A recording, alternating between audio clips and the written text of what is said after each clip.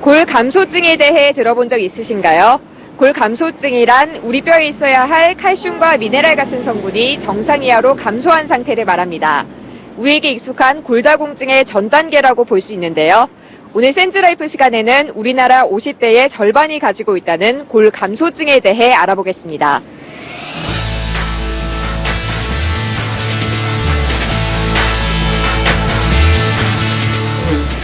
66살 주부 현숙자 씨입니다. 골밀도 검사 결과 골 감소증 진단을 받았습니다. 큰 증상은 없었어요. 근데 어느 날 자고 일어나니까 아침에 손이 좀 뻑뻑하고 이 손이 안 지어져요. 그리고 손끝이 저리저리하고 그래서 혹시나 하고 와서 검사를 받았더니 골 감소증과 골다공증은 뼈의 소실 정도에 따라 나눌 수 있습니다. 골밀도 검사 시 뼈의 강도를 나타내는 점수가 마이너스 2.49에서 마이너스 142일 때는 골감소증, 마이너스 2.5 이하일 때는 골다공증으로 분류됩니다. 미국 컬럼비아 대학 골다공증 연구소에 따르면 골감소증 환자의 골절 위험도는 정상인의 약 2배에 달합니다. 고관절 골절 위험도 약 2.7배, 척추 골절 위험은 약 1.9배 높습니다. 그런데 최근 국내에서 이루어진 한 조사 결과를 보면 50대 이상 남성의 46.5%, 여성의 48.7%가 골 감소증을 앓고 있습니다. 50대 이상 한국인의 절반이 뼈가 부족한 겁니다. 특히 인종별로 고관절, 대퇴절, 요추의 골밀도를 비교 분석한 결과 한국인의 골밀도는 백인, 흑인 등 서양인은 물론 같은 아시아계인 일본인에 비해서도 낮았습니다. 한국인의 골밀도가 최근 검사한 민족 간 결과에서 많이 좀 낮은 것으로 되어 있습니다.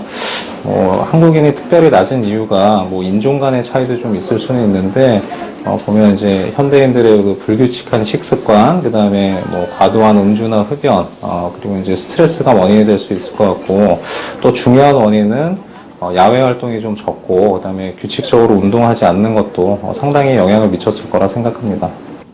골 감소증에서 골다공증으로 진행된 후에는 치료가 힘든 만큼 평소에 뼈를 저축하는 노력이 필요합니다. 먼저 꾸준한 운동과 함께 칼슘 소실을 일으키는 짠 음식을 자제하는 게 필요합니다.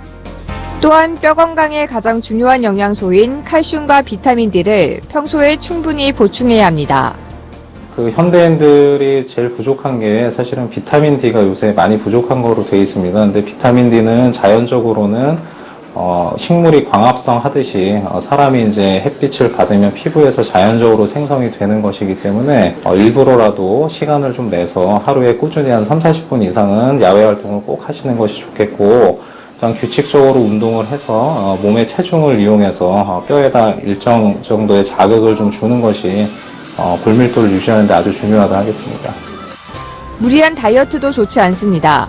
최근 한 연구 결과에 따르면 5kg의 체중을 감량한 뒤 다시 체중이 증가한 여성 그룹이 체중 감량을 한 적이 없는 여성 그룹에 비해 척추 골밀도가 낮았습니다. 골밀도는 20대 중반까지 꾸준히 축적됩니다.